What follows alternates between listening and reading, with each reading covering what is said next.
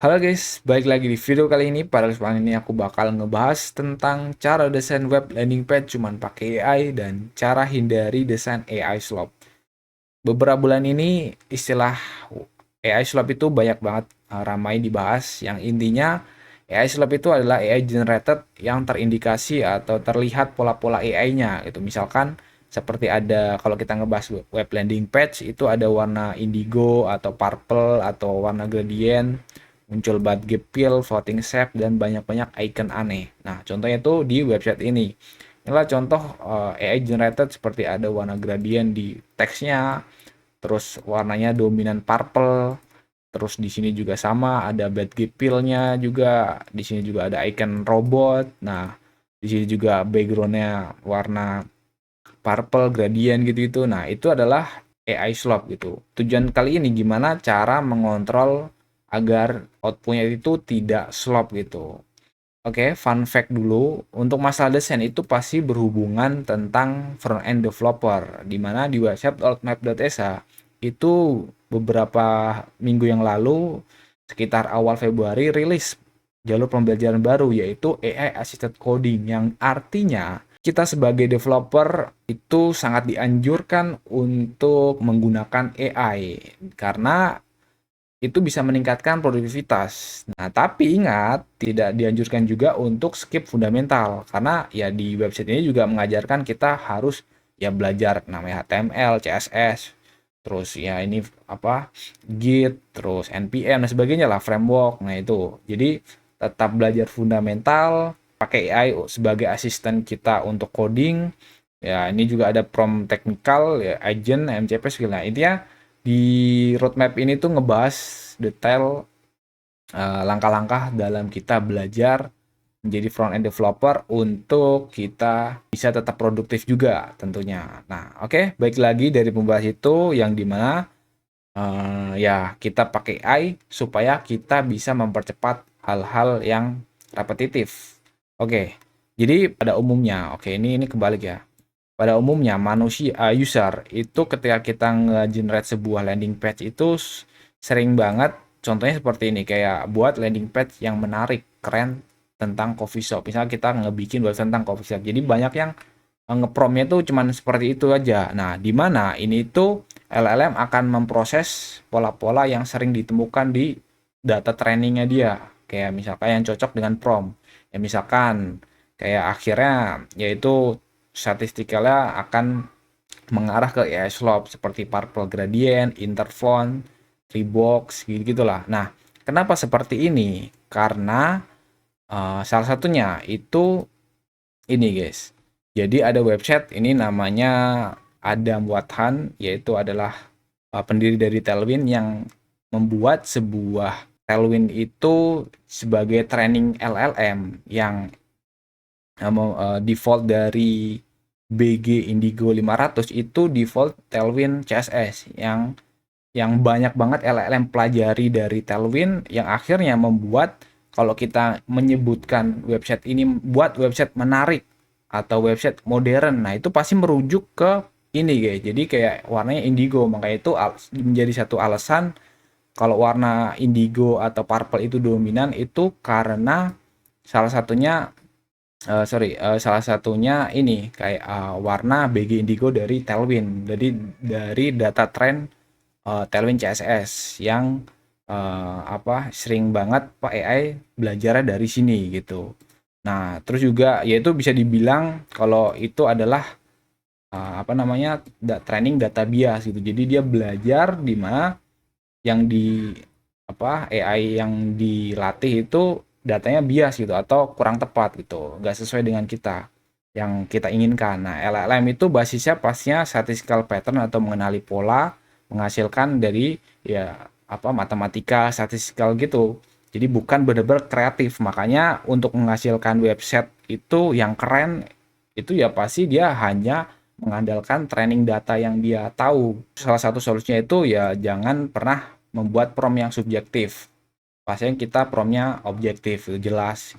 Misalnya kalau kita ngebikin sebuah warna gradient, warna before dan after itu kalian tentuin sendiri kalian mau warna apa. Terus atau kalau misalkan mau nentuin font, kalian jelasin fontnya mau font apa, karena dia pasti akan ngegenerate ya font-font yang dia pahami gitu. Terus ya AI itu tidak punya rasa empati atau rasa lah, kayak ini tuh bener-bener nyaman untuk manusia nggak sih gitu. Oke, ini tambah lagi dia hanya paham tentang teori yang dia ketahui.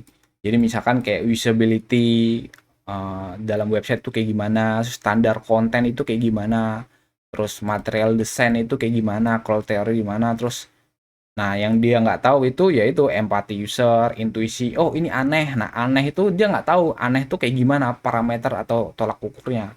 Terus juga ya konteks budaya, terus ada trade off. Kita mau fokus ke bisnisnya atau ke user experience-nya.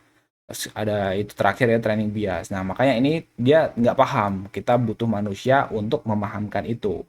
Nah gimana solusinya untuk menghindari AI slop itu sendiri? Yang pertama ini ada 1, 2, 3, 4, 5, 6. Ada 6 untuk cara menghindarinya. Yang pertama itu pemilihan model yang tepat. Dimana aku rekomendasikan untuk model LLM saat ini itu yang terbaik adalah Gemini 3 Pro. Geni 3 Pro tuh udah best untuk desain lah ya. Kalau misalkan untuk logika gitu-gitu, selain desain bisa pakai Opus atau Sonnet atau model-model Cina yang saat ini lagi rame gitu kayak Minimax atau GLM atau Kimi gitu. Nah, itu rekomendasi model yang tepat. Jadi kita wajib pilih model yang tepat supaya generate tuh pas. Terus contohnya ini aku ngegenerate salah satunya itu website ini guys, misalkan, nah ini.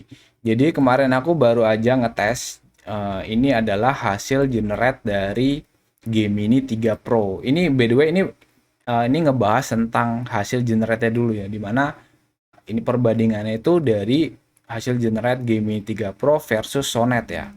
Secara model itu bisa sangat mempengaruhi, dimana di sini aku ngebandingin hasil generate Gemini 3 Pro itu sedikit lebih bagus lah. Contohnya dengan prompt yang sama tapi dengan model yang berbeda. Ini hasil generate dari Gemini Sonnet 4,5. Nah, ini basically ya ini sebenarnya mungkin 70% oke lah, 7/10 lah kalau aku nilai. 6 atau 7/10.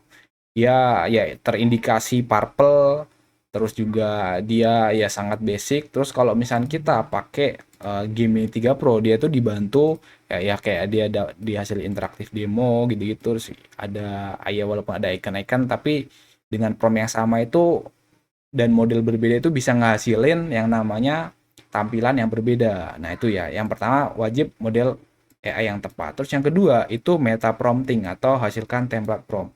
Contohnya seperti ini. Nah, di sini aku kemarin ngebikin yang namanya web ini ya, apa? Portofolio, di mana untuk promptingnya tuh sangat sederhana banget kayak misalkan gini, create a portfolio page for developer Andi Pratama full stack developer. Ini by the way ini aku pakai mode CLI ya, ini pakai Droid.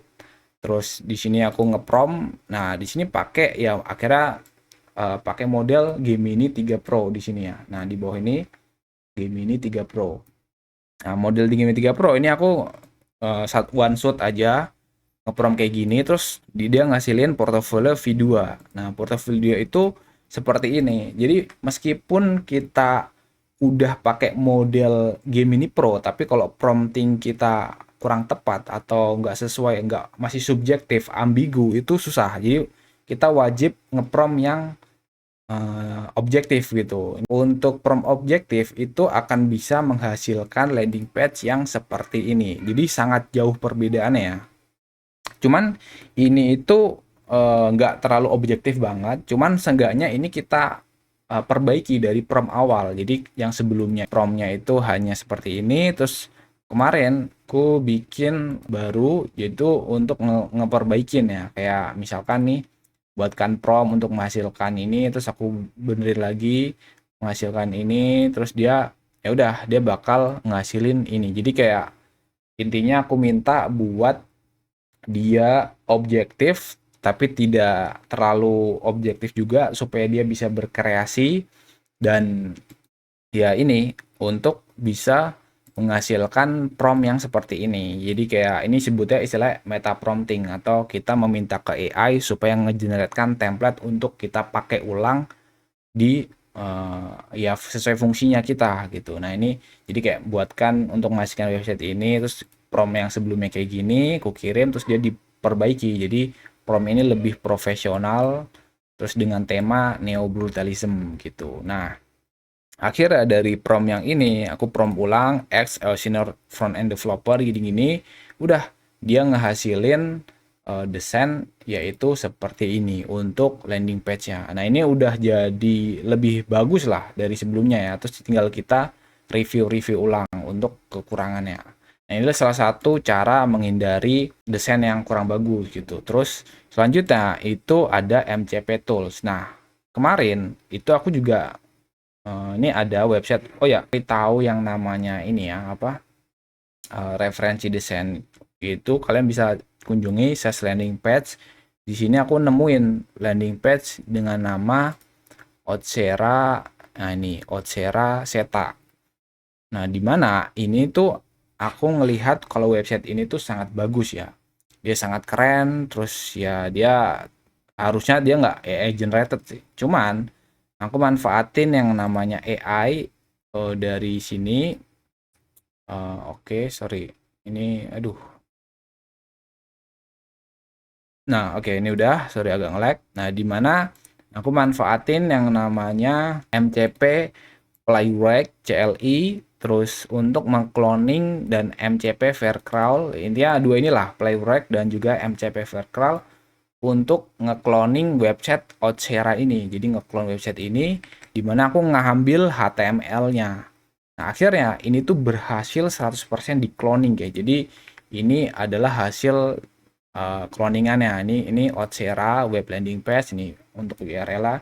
Ini aku refresh. Nah, dia berhasil 100% ngekloning ini. Nah, jadi tugas kita selanjutnya nyesuaiin bisnisnya. Terus kita ngubah-ngubah beberapa elemen yang supaya tidak copyright atau ya sama lah, kita bisa perbaikin hal-hal yang bisa kita perbaikin. Jadi untuk nge-cloning website itu kita bisa manfaatin dua, yaitu MCP Vercrawl dan juga Playwright atau MCP DevTools. Jadi dia akan ngambil apa namanya elemen-elemen secara detailnya.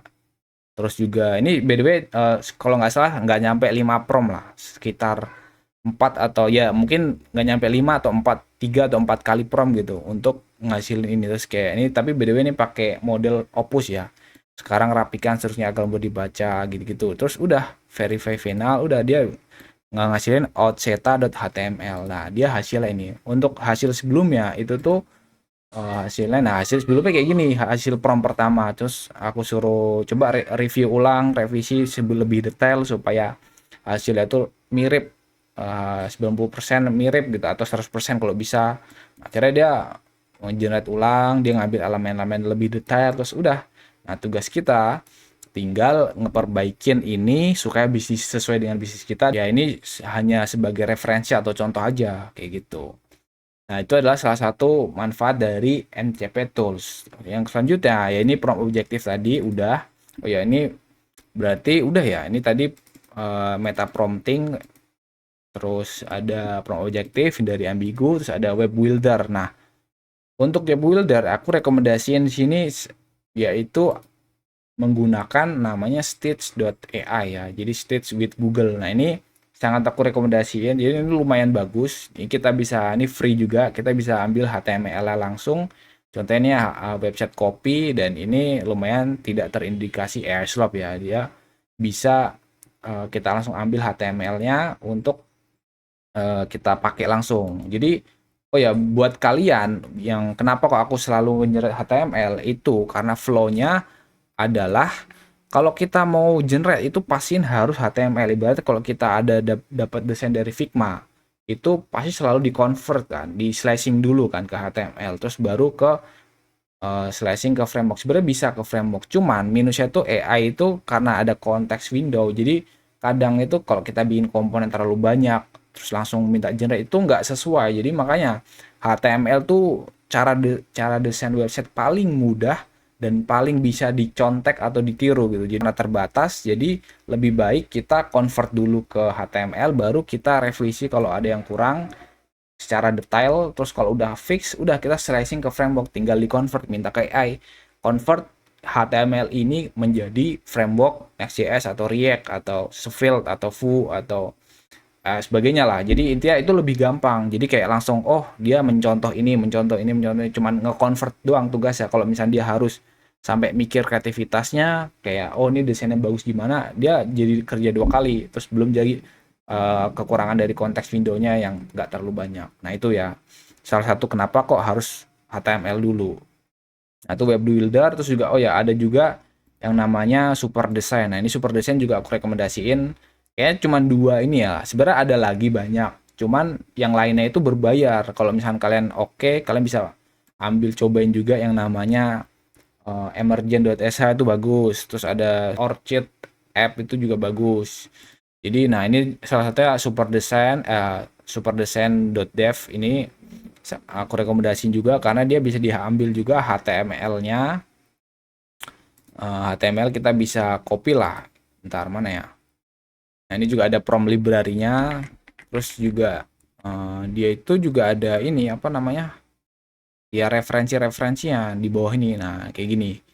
Kita mau ngambil desain yang mana nih, landing page yang mana nih. Nah, ini juga termasuk aku juga ada website apa namanya desain prompt. Nah, ini kalau misalnya kalian bingung promptnya apa, misalnya kita mau bikin dengan tema ini sketch. Oh ya, pilihan terakhir tadi ya ini tema desain. Jadi kita pilih tema. Jadi kalau misalnya kita mau bikin website, kita harus tentuin temanya dulu. Mau tema seperti apa? Kita bisa ambil di super design. Kita temanya apa, terus kita contek ikuti tema ini. Ini ada Bauhaus, ada kinetic, ada clean fluid, ada neo brutalism.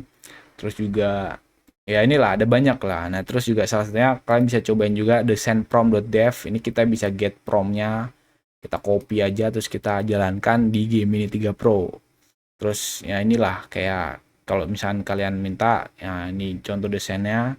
Jadi nah ini kayak ada contoh promptnya, kalian bisa kopas saja. Intinya itu ya promptnya objektif, terus juga kalian pilih tema, terus sesuai dengan bisnis flow kalian fokusnya mau fokus ke penjelasan bisnis kalian atau mau ke user experience-nya. Karena kadang ada website yang keren tapi hanya ya UI-nya aja gitu, tapi secara fungsi kayak nggak bisa check out atau kita bisnis itu juga harus dipertimbangin. Jadi inilah kurang lebih 6 faktor yang harus kalian ini ya. Ini by the way ini meta prompting, berarti kita kembaliin lagi lah meta prompting. Terus untuk objektif berarti di sini. Jadi intinya kita bisa minta AI untuk memperbaiki desain dari apa namanya prompt kita. Contoh lain juga ini misalkan ya, ini kayak bisa kalau kita ngeprompt kayak gini, ini kurang nih, ini kurang detail. Nah, kita bisa detailin dengan menjelaskan lebih lengkap. Terus ini juga ada before-nya nih, before-nya kayak gini, terus kita jelasin, oh detailnya kayak gini. Nah, kita bisa minta ya aja gitu, kayak ngeprompt aja, ini buatkan lebih detail, objektif, terus kalian harus tahu cari referensinya, kalian contohkan, kalian apa, tag file untuk contoh, jadi supaya dia terinspirasi dari contoh desain yang kalian tunjukkan, bisa berbasis screenshot, bisa file gitu. Nah, kurang lebih seperti itu cara menghindari AI slop dan cara menghasilkan desain website landing page yang cukup menarik gitu hanya pakai AI. Nah, itu dia guys ya. Mohon maaf kalau videonya ini kepanjangan atau berantakan karena ini sekali tag aja seperti biasa. Kalau ada pertanyaan tentang pembahasan desain website landing page, kalian bisa tulis di komentar. Kalau ada request video apa, kita akan bikin di next video. Mohon maaf kalau ada kesalahan. Thank you semuanya. Bye-bye.